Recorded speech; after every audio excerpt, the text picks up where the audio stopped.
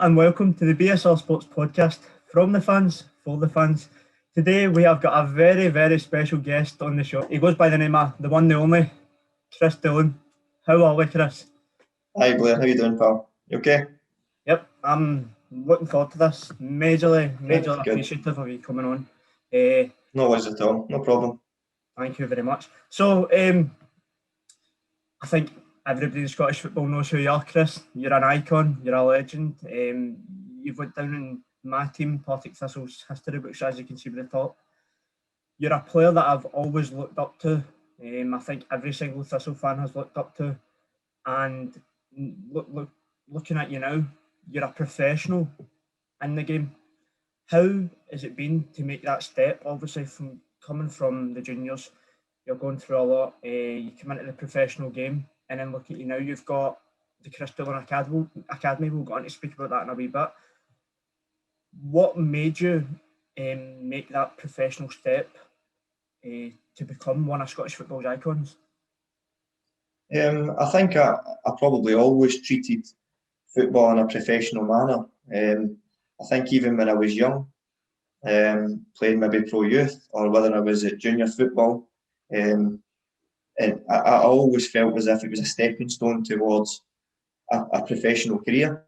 And to me, even when I was sort of 14, 15, I was still treating the game as if I was going to be a professional. You know, I still looked at my week as a build up to a Saturday, the way professional players do, and you know, everything in your life tends to revolve around what happens on a Saturday. So, you know, even on a Monday, you're always looking towards the next game, and you start kind of building towards that. So even for a young age, I kind of treated my weeks like that, and I made sure that you know, throughout the week I done all the stuff I needed to do, so that by the Saturday I was ready to go. And like I said, that didn't matter if I was playing under 14s, 15s, or playing for Auchinleck Talbot, or going out to play for Partick Thistle, or whoever it was. It was always in my mentality that it was a way to me making a full-time career for myself. Yeah, brilliant. I spoke about the professionalism. What we'll start on, we'll start to talk on people that maybe have impacted you, such as Alexis Sid. You had Archie as well. You came into the game, and it wasn't the easiest, was it? It wasn't through pro youth. It was from the juniors. Auchinleck Talbot. It's a very familiar sight to me. I'm actually from Ochiltree, a wee village next to it. I think I went and watched it a couple of times. My memory doesn't count it correctly, so you must not have played that good. But Auchinleck Talbot, talk to us about your time there. Tommy Sloan was your manager, wasn't he? Yep. It was great. And again, a really good grounding for me, probably. You know, I went into junior football at 15.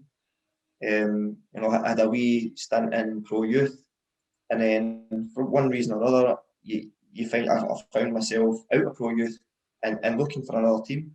And I think it's easy then to turn around and say that's your career over with. You know, at 14 or 15, which I was, that you've been told you're not big enough, you're not strong enough, you're not fast enough.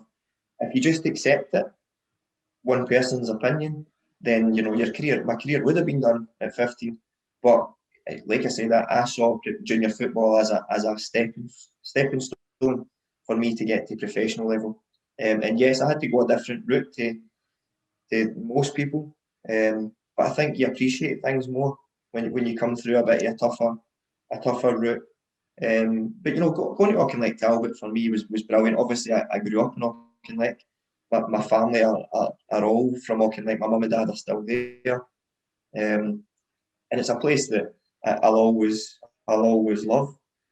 So to go there at a young age and play for a team who have won so much and are such a big force in junior football and playing big games, and I think that's the key for me was, you know, all of a sudden I was playing in derby games against Cumnock, you know, 4,000 or 5,000 people crammed into the stadiums, and you know, everybody standing. Yeah, just brilliant atmospheres, and but games that really meant something. I think at a young age you start to realise just what you have to do to do well in these type of games, and you know, like I said, for me, it was a great grounding in terms of what I learned in junior football, that I could then take the skills that I can take now into professional football. And from then on, you know, I never looked back. The minute I moved into professional football, I had no intention of going back the way to part-time or junior football after that. So, taking from that, what would you say to players who are, well, obviously the junior setup isn't running as of now, but what would you say to players who are wanting to make it from the junior setup? Yeah, I think it's a good method or a good way to come through into professional football, because, like I say, I think you appreciate things more. And you've had to work that wee bit harder than others. You tend to appreciate what you're given and maybe make the most of it. But I think for young players playing in junior football now, it's a good standard, it's a good level of football. There's a lot of good players there. And it's not impossible now to move on to bigger things and bigger clubs. And if anything, it's probably a good market for some clubs to go and try and nab some players, because there are a lot of young players there who are desperate to do well. And you know, looking at myself, when I was at Talbot, if any team that had made me an offer, I would have went to. When I was leaving Talbot, it just happened to be the Partick Thistle were the first team who really put it in front of me, and made me an offer to come out and trial and, you know, get in about the club. At that time, I was so desperate to go somewhere and to make a career that, you know, if anybody had made me an offer, I would have went and I would have made something of it. But luckily, and, you know, thankfully for me, it was Thistle, and obviously when I went there, like I said, I never looked back, and you know, I achieved so much personally and as a club at the time that I was there, that, you know, it was just a perfect fit for me. Yeah.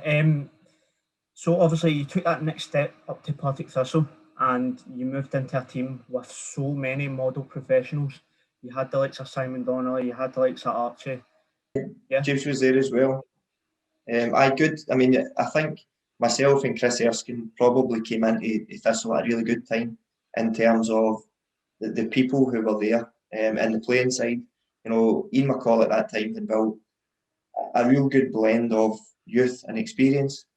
And it wasn't just that there was experience in the dressing room. It was good pros, you know, good guys who you could learn off, and you could learn good habits from. And I think that's one of the things that is really important. You know, never underestimate how much young players will learn off the older ones in teams, and even off the pitch, things that they need to learn, the way they have to behave away from the pitch, the things they have to do to make sure that they're at their best on a Saturday. They learn from older players on the team.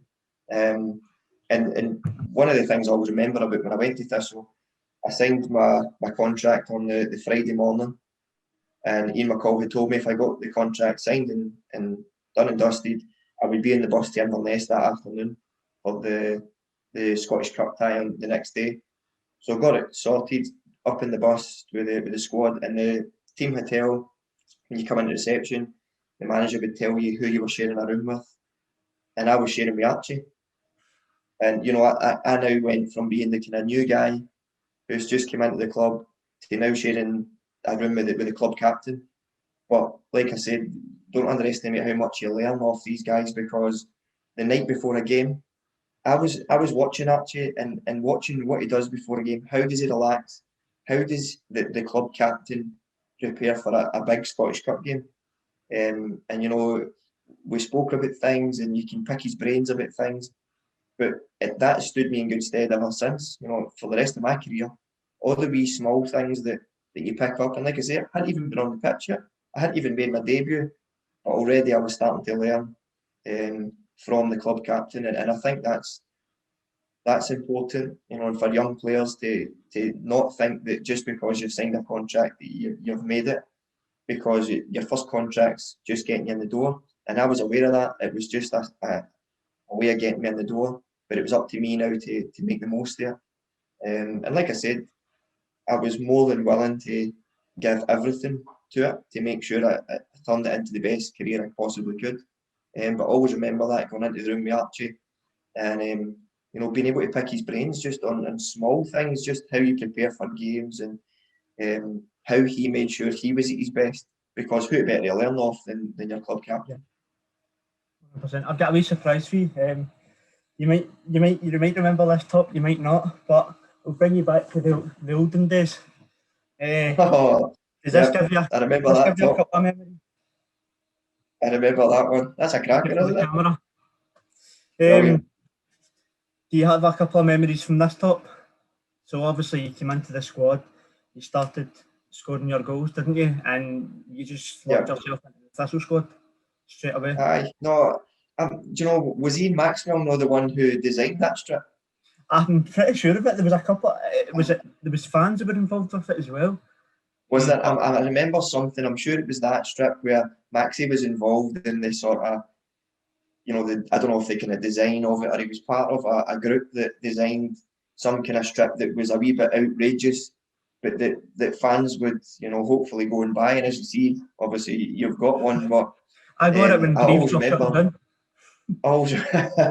Always remember that season or that year, that, you know, it was a big thing because all of a sudden the strip was getting loads of attention, loads of publicity, and we were actually doing well off the back of it. I think, was that the year maybe I topped the goal scoring chart for the championship or the first division? I think it was maybe wearing that strip that.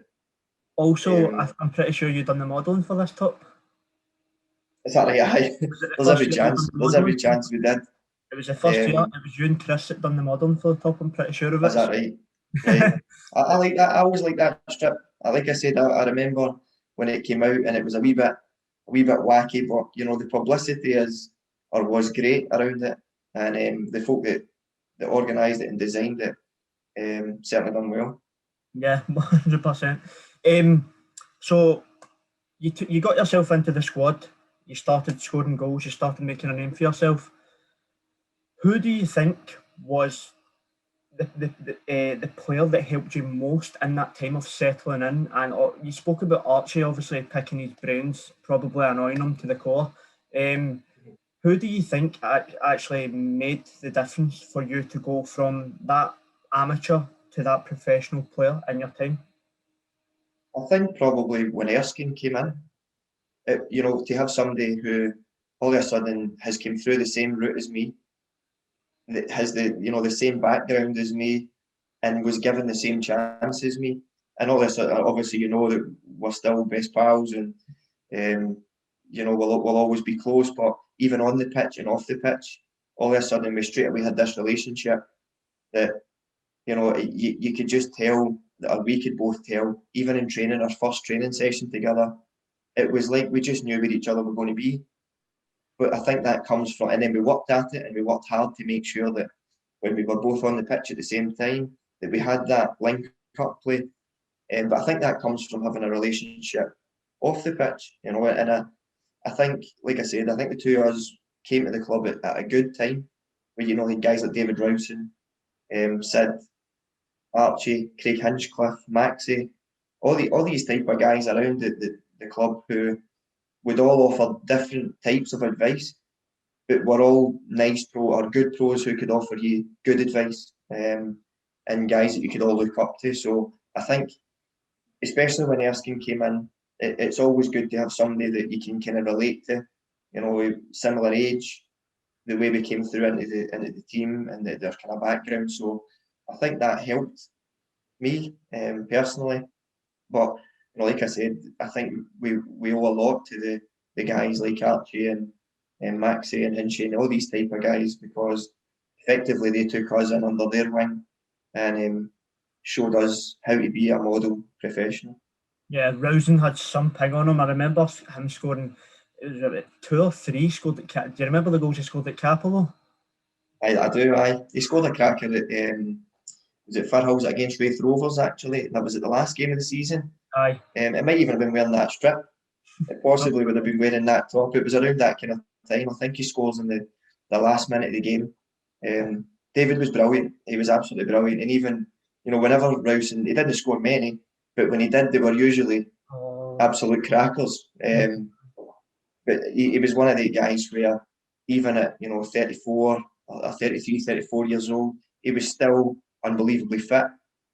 And I think that was what a lot of people looked up to him for, because the shape he kept himself in, and that sort of dedication to be at the age that he was at, 34, 35 may have been, and still in the shape he was in, was amazing. And like I said, even young boys coming into the squad couldn't match David Rowson, physically couldn't match him. But he was just a great pro for other people to learn off, and he was a real joy to play with as well. Right. I'll take you to a season that I think most of us will remember for the good. The 2012-2013 season. What a season, Kris. And honestly, just thank you. Thank you for giving me probably the best year of my life, because it was amazing, huh? Honestly, I'll tell you one thing, right? At the start of the year, I said to I was actually first year at this time, and I said to my English teacher, I said, I'll put my life on it, Partick. No, I'll put a bet on Partick Thistle win the league this season. And he goes, aye. So obviously I'm a wee boy, so she's at fiver. Went, no bother. I get a fiver, and I get a fiver the first year, second year. Thank you. So I'm a fiver up to you, Kris. They made you a fiver. Well done. Right. But tell us what the feeling was like getting into that season, because we weren't favourites getting into that season. We were up there, obviously. Partick Thistle were up there, but you seen it at the end of the season. It was the kids 11, wasn't it? No, it was amazing, and I always remember pre-season. That season was just, the boys came back like machines, and the mentality was hell bent on winning the league, and there was just this amazing feeling around the place that everybody. We used to look around the dressing room when Jackie was obviously the manager at that point. And we would all, you would look around the dressing room and think, we have absolutely everything in this dressing room that we need. We've got power, strength, speed, we had goal scorers, we had great goalkeepers. And all of a sudden, we were looking around about, and you really, really felt as if something special could happen. And then we played and you remember the R-Crab Cup? So we played a sort of small cup, before the season started. And we were absolutely brilliant. I think we won the cup, and then after that, I remember all the boys kind of talking about it, and it was like, now's time to start. Get the season started. We're ready, and then we play, I think, Falkirk maybe in the first game. Yeah. At home, I think it was the first game at home, and obviously got off to a winning start.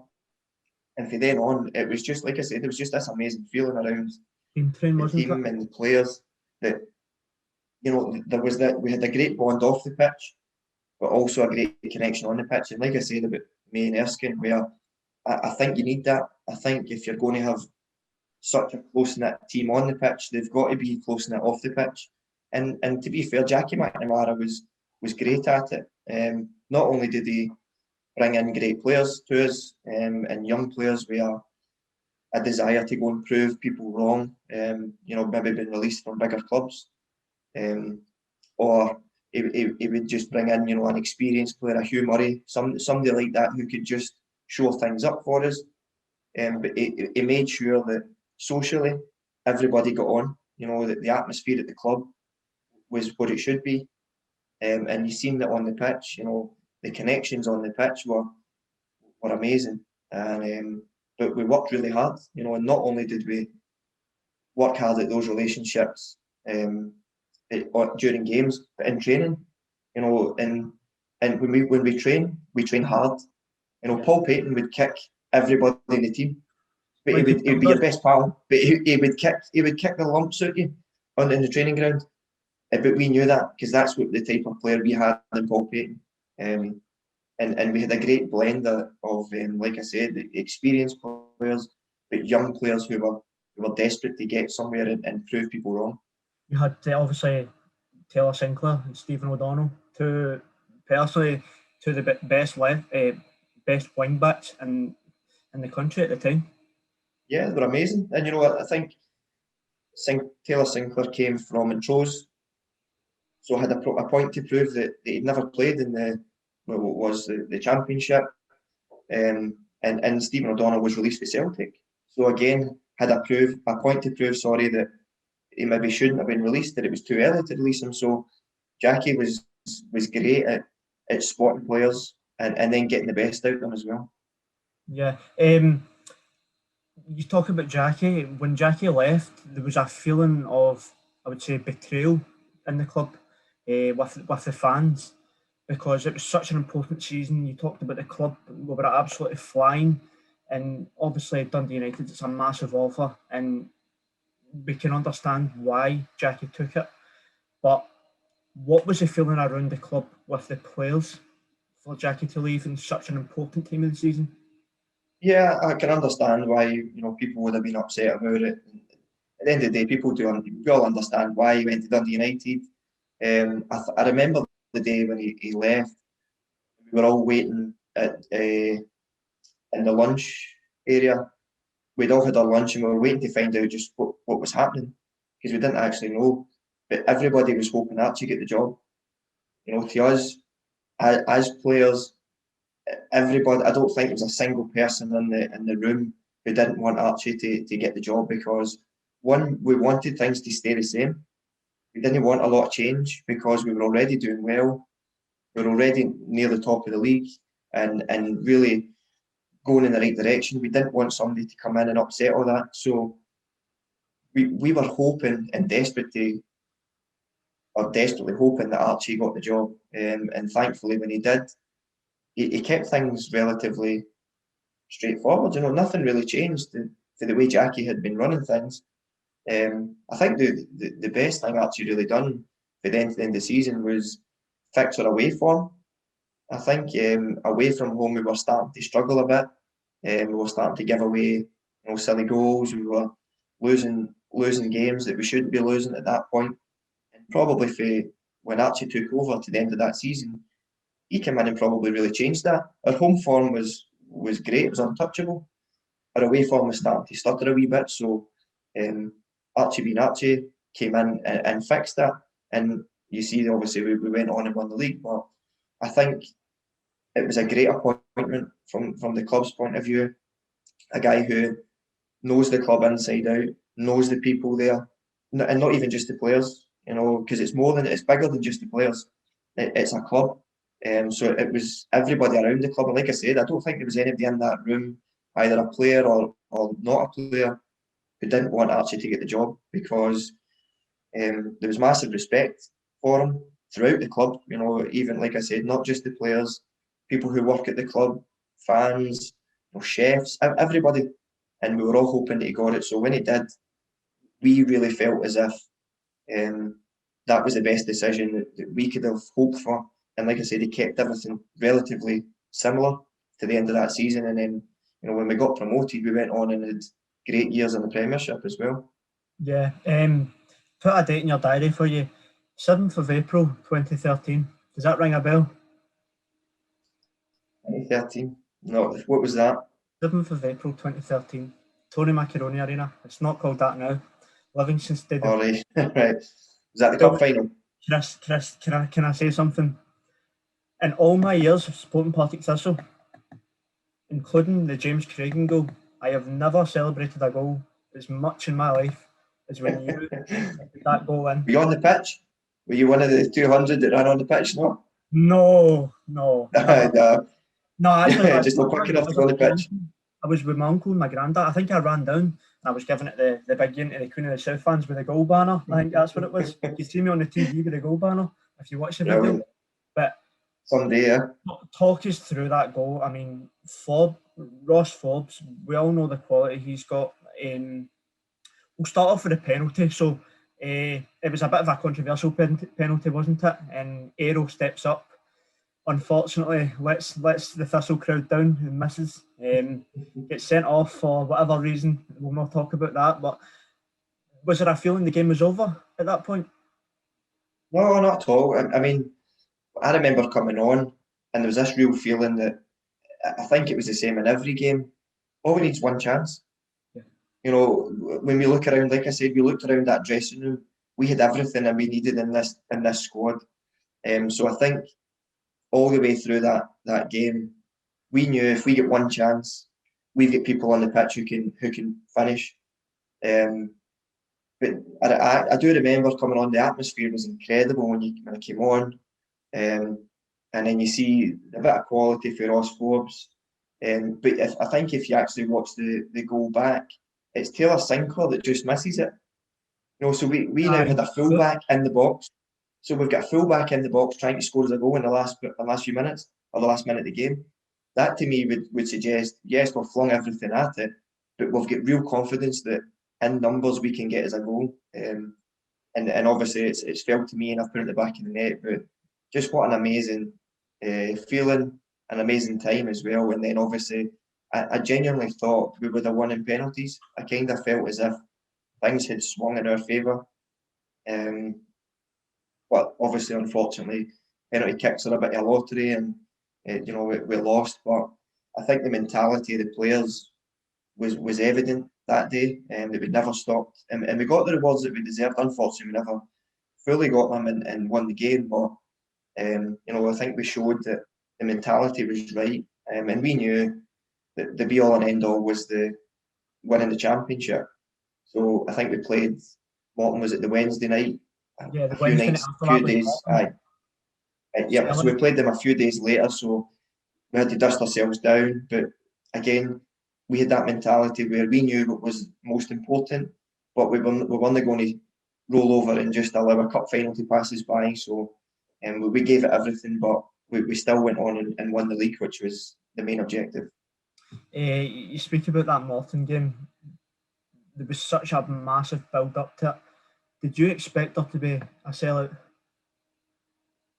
We probably did. I mean, it was probably the first time that amount of crowd had really showed up. Was it 9,500, 10,000, something like that? There was an average of 2,500 that season at games. So huge, for such a big step up for a one-off. It was a one-off game because Morton had already beaten us on Boxing Day of that year. Yep. And it was trying to get one back on them whilst trying to obviously make a leap and put a gap between us. Wasn't it? And I remember the build up to the game. I mean, the build up was amazing. One of the things I actually remember is that we come out to warm up. Most of the crowd were already in, and that doesn't always happen. Usually when teams come out to warm up, they've got wee dribs and drabs of fans in and out. But nobody's really in their seats yet, because the warm-up's obviously a good wee while before kick-off. But generally, we came out to warm up, and there must have been thousands of people already in the stadium. And we kind of thought, this is going to be a big crowd, a big atmosphere. But we had the type of players who can handle that atmosphere and make the most of it. We didn't feel as if we were going to get caught in the headlights just because it was a big atmosphere. We had the type of players with the right mentality who were going to handle that pressure and use it to our advantage. And obviously see what happens when James's goal goes in. And it's just an amazing take. That basically sealed the league for us, didn't it? So it was an amazing night, but it was just great that so many fans were there to actually witness it in person, and not just 2,500. Would you say that's one of the best atmospheres you've played under? At that time, it was like I said, it was amazing because, as you say, it went from 2,500, 3,000 in a normal Saturday to all of a sudden triple that, and maybe more. So it was one of those atmospheres where once you've got a taste of that kind of atmosphere, you want more. And we knew if we get promoted and get the Premiership, that's what it's going to be like week in, week out. So I think it was a real driving force. And like I said, we knew we had the players who could handle that atmosphere and use it to our advantage, which we did. Yeah, well, obviously after that game, you're playing with James now, so you can thank him week in, week out for that. Tell him I said thank you when you're training. I will do. We obviously went on and won the title. What a dramatic finish, trophy day. We Stevie, he just done what he does best, doesn't he? And it was written in the stars for him to score that last minute goal, wasn't it? Of course. Lawless is brilliant. I mean, even now he's just a class act to have in your team. But he's a great person as well to have in your team. He's a great team player. But you know, as you say, it was probably just written in the stars for him to score at that time. But I think, you know, if you look back through the scorers even in that season, the goals were spread out among all sorts of players. You know, we had guys chipping it. We had a lot of players in double figures, which didn't happen a lot after that. Like I said, fullbacks getting forward, getting goals, midfielders getting forward, centre halves coming up, knocking in a couple of goals. So all of a sudden, a team that wins a championship wins it because, as a team, we all chip in with goals and we all defend together to keep goals out. So I think that was the kind of mentality of us at the time. But I mean, Lawless is brilliant, and like I said, it's great to see him back up the road again and at Motherwell, and still in the Premier League. So, like I said, he's a great player, but he's a great guy as well to have in your team. Have you seen him on Twitter? He's some act as well with all the Rangers patter. Just rips I couldn't suffer him on Twitter. I would just have to no follow Lawless. He's brilliant, man. We do your nothing. Rips into Celtic every week. It's brilliant. He gets them all, biting. So we obviously we went on and won the league. Sorry, before we got into that, what I was going to ask you is, do you still keep in contact with the team? Did the team still keep in contact? How many? So obviously, we get a reunion for your testimonial. That was a brilliant day together, wasn't it? That was great. That was a special day. Just seeing everybody that I've watched it for in my lifetime just come together on the one day, just for yourself as well. It was great. It was absolutely brilliant. It's and it was people from long ago as well who came back to play just to pull on their jersey again. So that was the kind of thinking behind it, that there was even guys I didn't play with, you know, who have made this club what it is, who got the chance to come back and go out the pitch. So that's what it was. It was an amazing day. It was great. But we do still keep in touch. You know, I think it's one of those things where if you win something as a team, you'll always have that in common. You'll always have something in common with those players. And that bond, which we always talk about, will always be there. You know, and I think it's pretty evident that the boys could go a year and no speak, and then bump into one or two just randomly, and you just feel as if you'd been training with them the day before. You know, it just that kind of bond, I don't think will ever go away. But I mean, I think we still keep in contact here and there, and I still look out where all the boys are still playing and check the results and check how they're getting on, and drop them a message if we need to. So, but like I said, I think that type of relationship is when you win something together, you'll always have that in common. So that bond will always be there. Yeah. So we won the league, battered everybody in the championship. We were a Premiership team now. What was the confidence like getting up? We made a few key signings, brought in some experience, maybe stepped up a level. Was the confidence high? Did we obviously as a club, we felt, as fans, we felt the main aim was relegation, to avoid relegation. The main aim was relegation, to avoid relegation. Yeah. Was that your main aim getting into the season, or do you think your aim was to get as high up the table as possible? Well, I think, you know, if you look at the first game, Dundee United at home, in our first game in the Premiership, not one player in that team had played a Premiership game. And basically it was the team that had been in the Championship that started that game. You know, all of us, the full 11, and probably guys on the bench, not one of us had played a Premiership game yet. So there was a real hunger there, a real desire to get the season off to a good start, and get everybody behind us as quick as we could, which we already had. You know, we knew that. We had great fan support, and the club still does. But we knew when we step out on the pitch in the Premiership that we'll have a massive following. And you know, like I said, that we remember we were looking around. Not one player had played a game in the Premiership, so you know we were all untested, untried at the Premier League level, but no fear. You know, there was no fear from any of us. You know, because failure wasn't an option for us. It was all about going up the way. So I don't think as players we ever thought we need to avoid relegation. I think we set out, we knew that was the club's main aim, and that was fine. But as players, we want to aim as high as we possibly can, because I think we showed that when we hit the top six, anything's possible. You know, we were bottom of the league that year at Christmas, and we made the top six by the end of the season. So we kind of knew, starting our Premiership campaign at the start, when not one of us have played a game in the Premier League yet, who cares? This is our beginning now in the Premiership as a team, as a squad. Now it's up to us to go and prove that we deserve to be in the Premier League, and we obviously stayed there for a number of years. Yeah.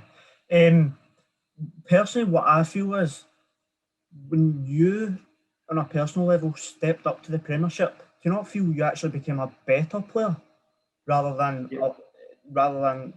a worse player? Because many players can get caught out stepping up. Maybe it's a step too far. You actually became the player that you are today from the Premiership. How is that possible? Yeah, no, I think you're right. I think when we went in the Premier League, it suited me, and it suited me because we passed the ball really well. We had loads of clever players around, with good movement. So I would fit into that type of system, and that's why, you know, in the Premier League we were almost forced to pass the ball well, pass it sharp, because, you know, if you're just lumping the ball forward, you're giving up possession to the other team, and the teams in the Premier League are too good. If you keep giving up possession, they'll keep coming at you, and eventually they're going to score. So it was up to us to be smart and, you know, keep the ball and pass it and move it. But I fit into that system, so in my head I was looking around thinking that this feels right for me. You know, that this feels comfortable. You know, I don't feel as if I'm out of place. And obviously went on to score 20 goals in the Premiership, and against everybody.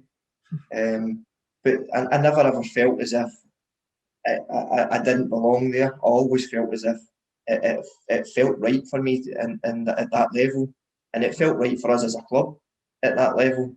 I think that was the kind of key. You know, all the hard work that went into winning the Championship had now just stepped up a level in the Premiership. But we were all ready for that. You know, not just myself, but all the other players. We had to step up. We were forced to step up a level, but we're all capable of doing it as well. You done a question and answer session, I don't know how long ago, it was about 3 months ago or something, and somebody asked you, who's the best player you've ever played against?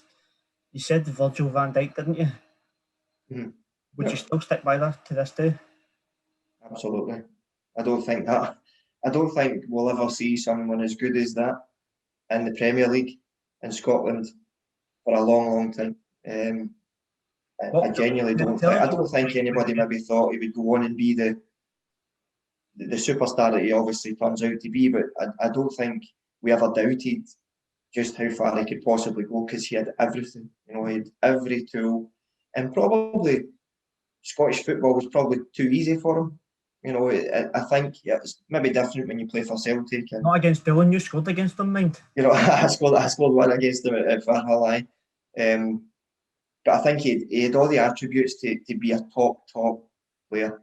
And like I said, it's possibly easier when you're in the old firm teams, and, you know, you've got all the ball and you're creating all the chances. But I think it was pretty obvious to all of us that he was definitely destined for bigger things. So I don't think I would ever change my mind that he was definitely the toughest player I've ever played against. Tell us about that goal, because I remember being sitting at the interrupters. That was when Thistle fans were in the Jackie Husband stand before we get moved over. What was it like to score against Van Dijk? He's the best centre back in the world at the moment. So watching him and knowing that you've scored against him, it must be mind-boggling, to say the least. It was a good goal as well. It was a good team goal. I remember the goal because I should probably have scored 20 seconds before, when Conrad headers one down in the box, and I've hooked it on with my left foot and it's hit the bar. But one of the things I remember about that game is Fraser Foster, who was in goals at that point. I don't even think he had lost double figures in goals. I don't think Celtic had lost very many goals at all as a team that year to that point, and then to get a goal against them. And like I said, it's such a good goal, a good team goal, good passing, good movement, and then a touch back across him and a pass into the back of the net. I think is one of those moments where I look back at it and I think that was the perfect goal, But technically, I should have scored. Every time I watch it, I think I should have scored 10 seconds before, But looking back now, if I had scored 10 seconds before, I wouldn't have put away the chance that that came along 20 seconds later, because what a great bit of movement. Higginbottom to James Craigan, back into Higginbottom, then across the box. So it's just a great goal. But I do remember the kind of facts around Fraser Forster not losing many goals at all. So for me to have scored one against them and Van Dijk at that point was amazing. Yeah, you also scored at Celtic Park. I was actually there. I seen that. That was some goal as well, wasn't it? The chip. It was good. Was that Fraser that Forster? was that was the cup. I think that was a cup game. Yeah, 3-2. I actually think that was maybe my 300th game for the club. I'm pretty sure. In fact, it was my 300th game or 350, one of the two. And I was captain that day. And Thomas kicks the ball out. The defender goes to pass it back, and I've nipped in and lifted it over the top of the goalie. But it was one of those goals where it doesn't matter to me whether it was at Parkhead, Firhill, Pittodrie, anywhere. If I get half a chance, I'm confident of scoring. And luckily, it almost kind of kick-started us a wee bit that day, because we were 2-0 down really quickly. And that got it back to 2-1. And then Celtic went 3-1, but then Connor Salmon came on and scored to make it 3-2. And then I think Ryan Edwards, right at the last touch of the ball, slides in and just misses a chance. Kieran Tierney, I think, blocks him, which would have, obviously would have been a draw, but that would have been a massive comeback for us. Yeah. So it kind of felt to me and to the team that day that when that goal went in by lobbing the goalkeeper, it almost kick-started our game as well that day. Yeah, you obviously you spoke about your goal against Celtic. Personally, for me, it's the goals against Rangers that count, because some of the goals you scored, and I think there's one that we can say is a diving header. Every time I watch it, I just see pure technique. What a goal! Honestly, what a goal! And it was done. It was you couldn't have wrote it. It was perfect. What a team move! And just you finished it off with such a good diving header, didn't you? I mean, I actually scored quite often against Rangers for whatever reason. Like I said, I always felt as if I get half a chance, I'll score. And I get in the Old Firm, against the Old Firm, you might only get one chance, and it might not even be a full clear-cut chance. You might get half a chance.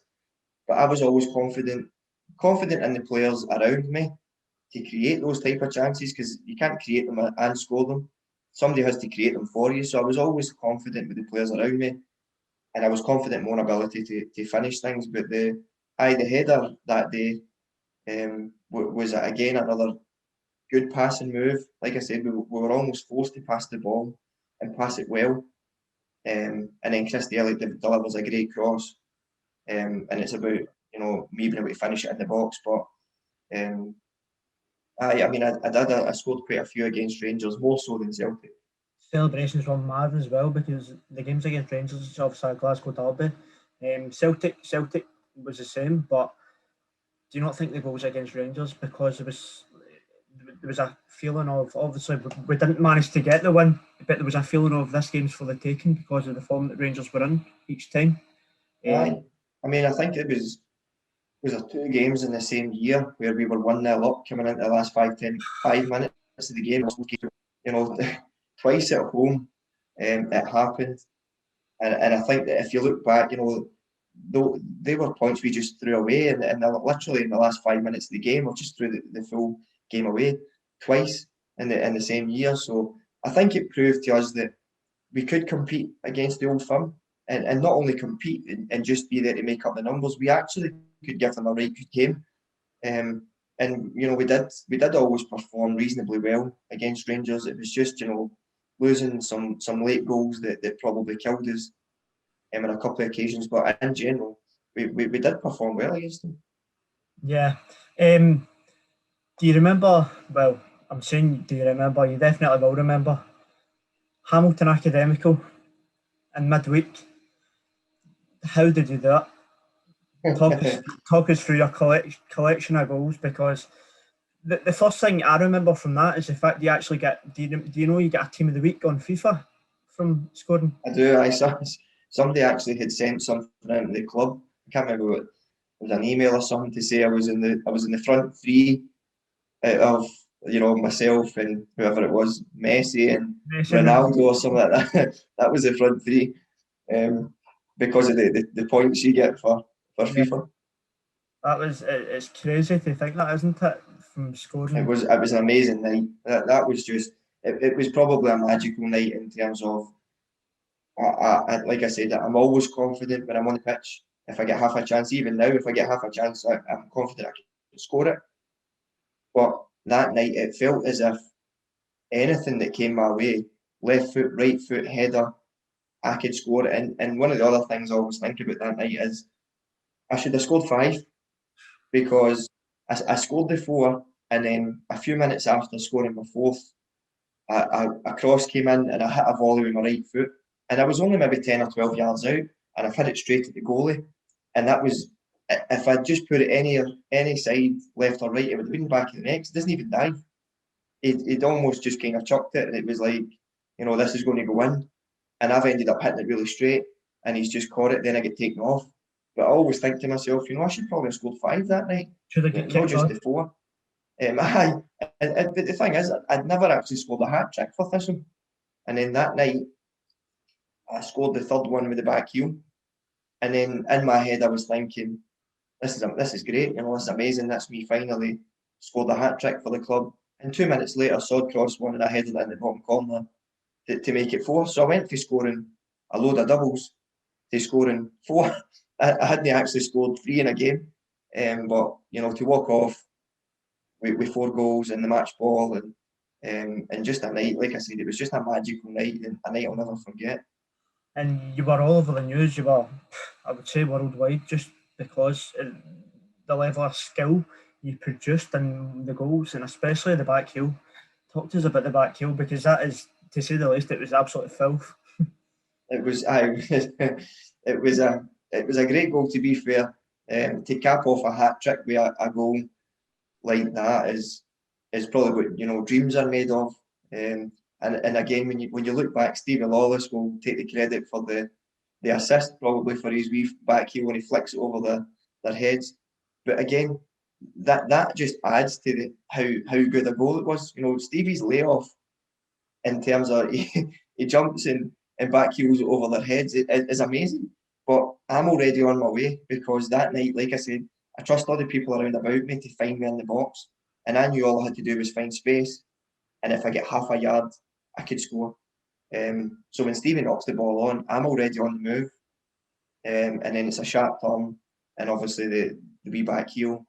But it was just one of those. I think it just probably epitomises the confidence that I had that night, and in my full time, that anywhere inside the box, I can score for anywhere inside the box, and I never doubted myself that I couldn't.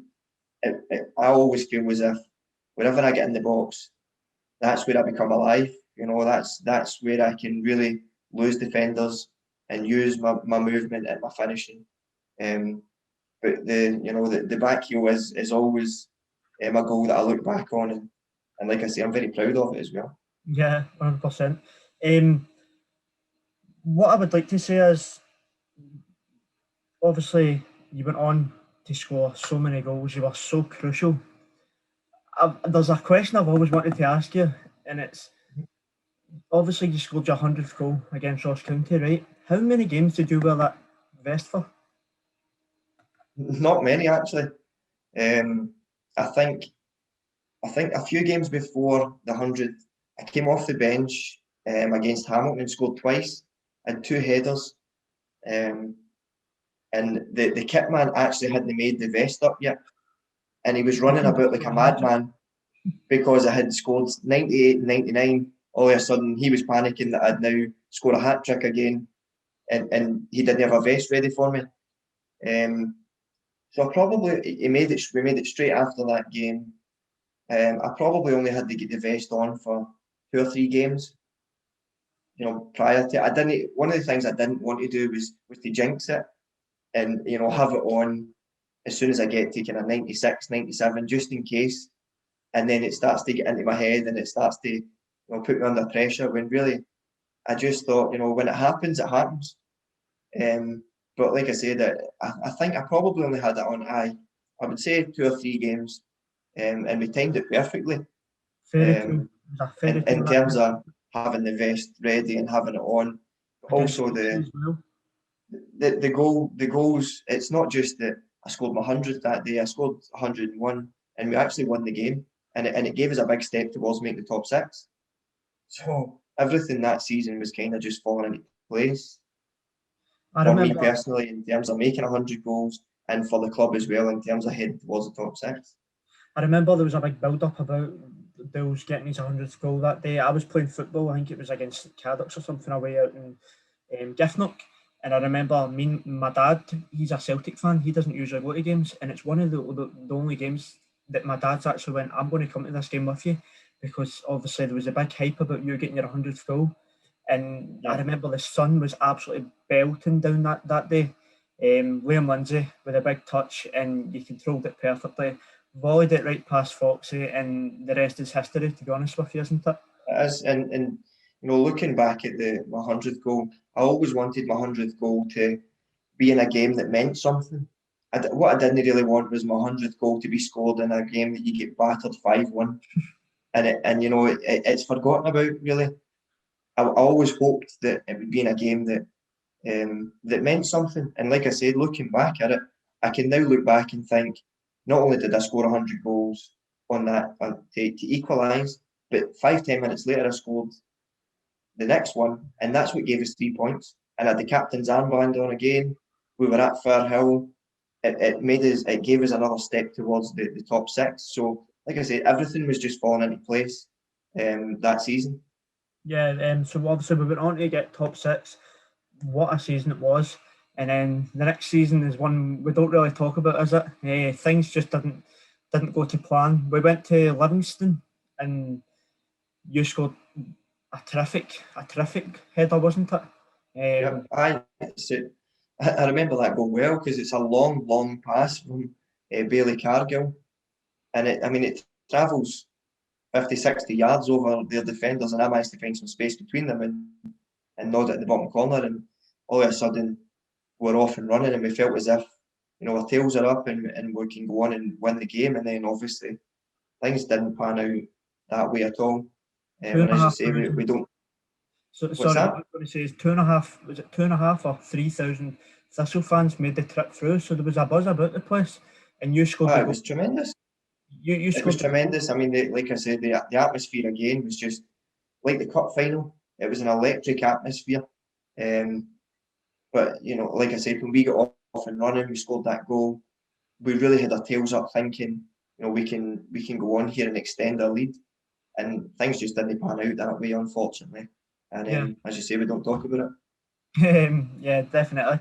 And then things kind of went from bad to worse there. So we obviously went on to have not the best starts of the season. There was an expectation to get straight up back into the Premiership. That didn't happen. Archie's tenure finally ended, not in the best of terms, but thankfully he's back in to do with the club. And then obviously Gary Caldwell came in. Talk to us about the feelings with just, well, we all know what happened between you and Caldwell wasn't the best, and there wasn't the best of relationships. Personally, there wasn't the best relationships between the fans because of what he'd done to you in your last ever game, not actually playing you. Tell us the feelings about that, because it must be gut-wrenching playing for a club for 10 years. I mean, it was. Of course. I mean, it's always tough to hear that you know, you're not wanted, and and there was no space at the club, or there was no place you could be useful. After 10.5 years, it was obviously going to be tough to hear that there was nothing you could do to help. But I kind of looking back when I didn't realise that at Queen of the South, would have been my last game. If I'd kind of known that would have been my last game, then my family were there anyway, and you can kind of say a proper goodbye. But I kind of didn't get that chance. But I mean, when I look back at my time at Partick Thistle, that time of the season, or that season, it won't shadow anything that we achieved. It won't put a damper on anything, because I was lucky where I was at the club at an amazing time, and it was part of amazing memories at the club. So, managers are paid to do or to make decisions, and you kind of live and die by your decisions. That's football, and we all know that.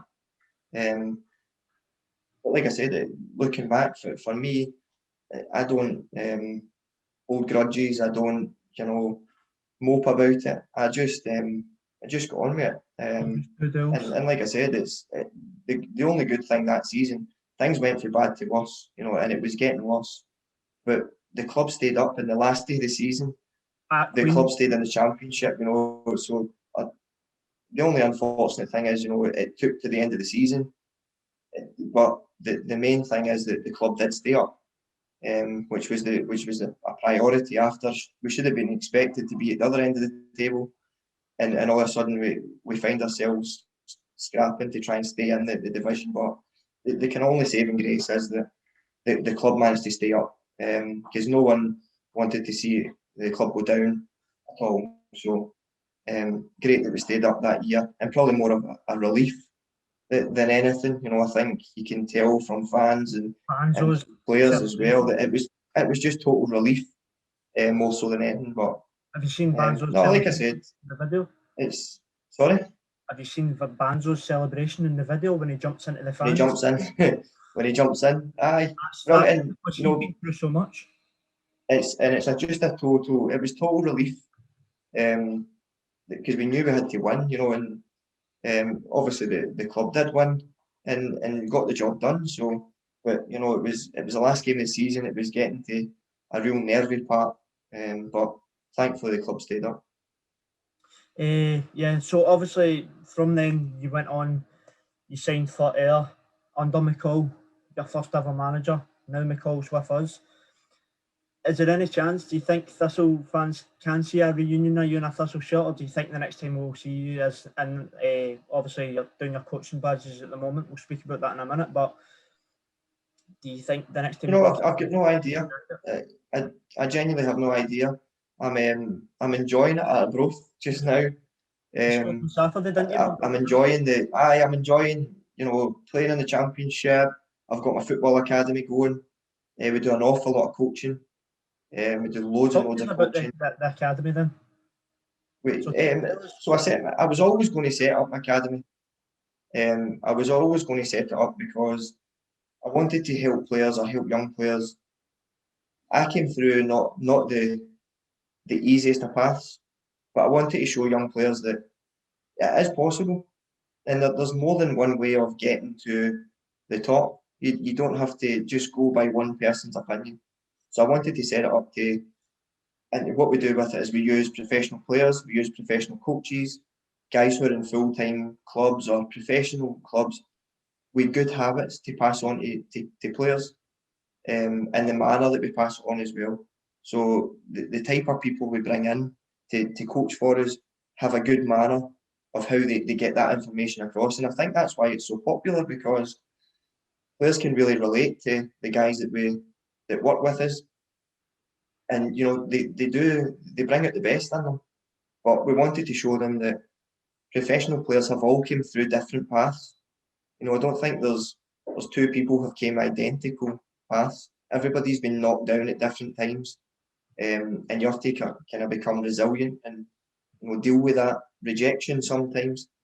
But I wanted to set up something that allowed players to have a bit of a safety net where, if you're at Kilmarnock, for instance, and you're in under-20s, and you've been there since you were 10 years old, and all of a sudden you get released and you're told you're not good enough.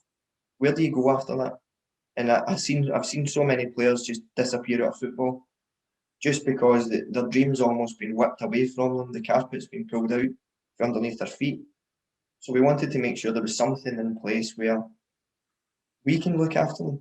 You know, they can come and train with us, and we'll train you to every bit as good a level as, and I'll physically try and help put you at a level that you, one, you're happy at, and two, you're good at, because being good at something makes you happy. So what we don't want is players get pitched at a level that's just too high for them, and they can't succeed because they don't have the tools to do it. So we help pitch them at a level that, like I said, that they're happy at, but that they can be successful at as well. So we do loads and loads of different types of coaching. You know, we go out, we take team sessions, all the way from professional level, all the way down to the tiny ones. And we do one-to-one sessions where we spend a lot of time on individual players. And loads of different things that we do.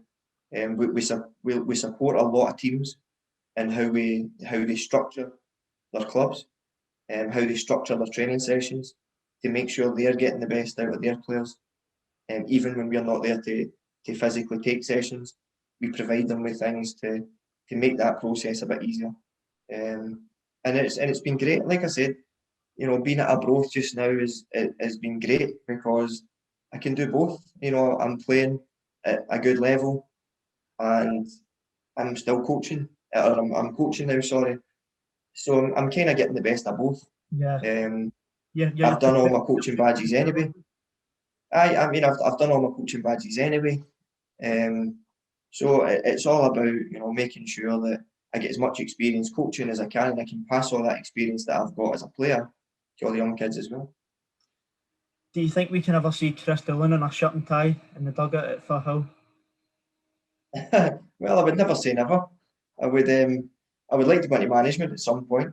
You know, one day I would definitely step into management, coaching in some kind of capacity. So I just love the game, you know, as well, and I've got a real passion. So, you know, like I said, I would never say never. I'd be hopeful, and whatever happens. So, I'm like I said, I've done all my coaching badges, and it's about getting as much experience as I possibly can, and then also me passing my experience on to younger players and helping them succeed. I think on behalf of Partick Thistle fans, you're welcome every time and any time at Firhill. Firhill is yours, because honestly, Kris, you deserve it. You've been. Thank you very much. I appreciate that. No bother at all. Personally, in my experience, you're the best player that I've seen at Firhill in my childhood. So many Saturdays turn up with my granda, and you've made a relationship between me and my granda because of your entertainment, because of your passion, because of your skill. So honestly, thank you very much. And no, that's brilliant. Thanks for that. Appreciate that. I just want to let you know that I've got your scarf and your testimonial up in my wall in my room. So I wake up to Kris Doolan. I wake up to Kris Doolan every morning. I know I'm not the only Thistle fan, so just take a moment to realise what you've actually done for Thistle as a club. You're an icon. You will forever be an icon. So thank you very much for your service. You're welcome. Thistle. Thank you very much. And I definitely do hope to see you back soon. Whether it is with Arbroath, maybe not. I'd prefer to see, I think we would all prefer to see you back in a red and yellow shirt one last time. Whether that be or not, we hope to see you soon. But Kris, thank you very much. It's been an absolute pleasure. No worries. Thanks for having us. And definitely, I hope to see you soon. Please give us a like, subscribe, and thank you very much for joining us. If you've got any questions for Kris, leave them down below. I'm going to leave a link to the Kris Doolan Academy in the bio. So if you're wanting to get involved with Kris, maybe get involved with some coaching sessions, there's going to be a link in the bio. And until then, it's a goodbye from me.